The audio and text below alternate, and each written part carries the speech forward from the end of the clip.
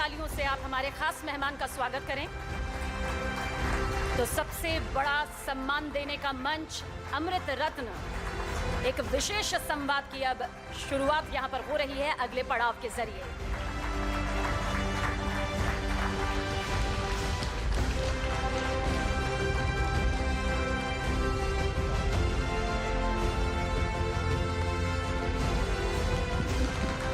शुक्रिया, thank you.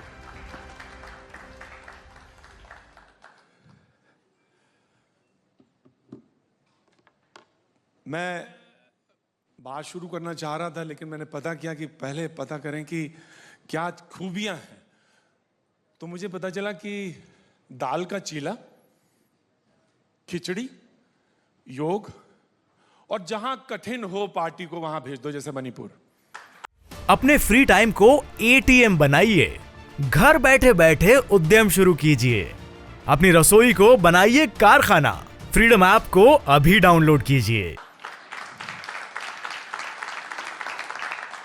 और इन सब के बीच में एक समीकरण किसी ने और बताया कि जहां लगे किसी दूसरे को कि नहीं ऐसा नहीं, ऐसा ऐसा नहीं ऐसा, वहां भूपेंद्र जी अपने लॉजिक अधिवक्ता वाला जो है, वकील वाला, वो भी इतना प्रबल है कि सामने वाला परास्त हो जाता है।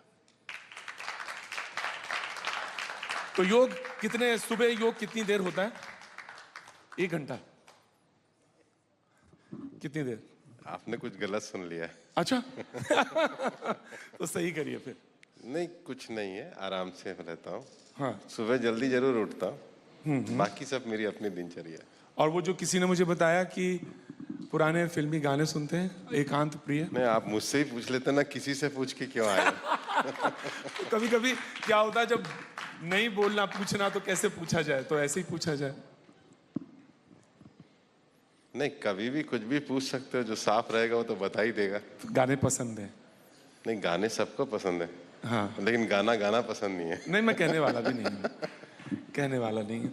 लेकिन मुझे बताया गया कि एक जो तमाम लोगों ने निकाल के मुझे दी रिसर्च, उसमें एक आपकी जो सशक्त चीज़ है, राइज ऑफ द बीजेपी, जो किताब आपने लिखी और इला पटनायक के साथ लिखी, और उसमें बीजेपी के उत्थान और उसके तमाम सारी चीज़ें, तो लगता है कि 2014 लोग दिमाग में आता, 2014 से पहले की बीजेपी और 2014 के बाद की बीजेपी, क्या फ़र्क देखते हैं आप?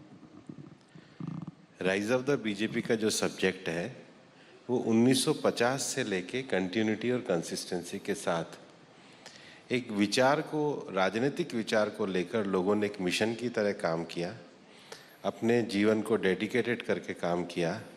देश की राजनीतिक परिस्थितियों में लोकतंत्र को बचाने के लिए जनसंघ को जनता पार्टी में समाहित किया। अनेक तरह के सांप्रदायिकता से लेके आरोप लगे, लेकिन अपनी विचारधारा से अडिग नहीं हुए। और 2014 में लोगों ने जिस विश्वास के साथ सरकार को चुना था, 2019 में उन विश्वास को पूरा करते हुए आगे बढ़े। और 2014 में जो लोग कहते थे कि क्या बीजेपी आएगी तो 370 हटेगा और राम मंदिर बनेगा, तो 19 में वो भी करके दिखा दिया। लेकिन जो मौजूदा समय है, अभी तो आप सीधे संसद से आ रहे हैं बिल पेश करके, मैं बिल के बारे में पता करूंगा, पूछूंगा, बड़ा इंपॉर्टेंट है वाइल्ड लाइफ पे जो आपने किया। लेकिन अभी जो चर्चा है उसमें लोगों ने कहा कि ईडी को लेकर बड़ा हल्ला है, और लोगों ने कहा महाराष्ट्र में तो विपक्ष ने ये भी तंज कर दिया, तंज किया आपके ऊपर कि ये ईडी सरकार बन गई है। जो ये है, ये ईडी सरकार है, चुन चुन के विपक्ष को तो यहां तक कहते हैं कि वो खत्म करने पे आमादा है। राजनीति में कोई किसी को खत्म नहीं करता है। चुनाव जनता चुनती है और जनता ही तय करती है। हम लोकतंत्र में भरोसा रखते हैं, हम संवैधानिक संस्थाओं में भरोसा रखते हैं, हम कानून के शासन में भरोसा रखते हैं, हम स्पष्टता से और पारदर्शिता के साथ शासन चलाते हैं। अब जिन्होंने कोई गलत काम किए होंगे वो ईडी से डरते होंगे, तो उनसे प्रश्न करिए, मुझसे नहीं। आज भी अभी रेड पड़ी दिल्ली में भी, और रल्ड वाले मामले में, और लगातार पड़ रही ईडी को लेकर चर्चा इतनी ज्यादा है, संसद के अंदर भी और बाहर। नहीं, चर्चा होनी स्वाभाविक है, लेकिन अभी सर्वोच्च न्यायालय का निर्णय भी कुछ दिनों पहले आया है। हर संवैधानिक संस्था, हर कानूनी संस्था संसद के द्वारा बनाए गए कानूनों के अंतर्गत कार्य करती है, इसीलिए हम इसको रूल ऑफ लॉ कहते हैं। तो रूल ऑफ लॉ के अंतर्गत कार्य हो रहा है। ये इतना ही सरल है जितना सरल आपने बताया।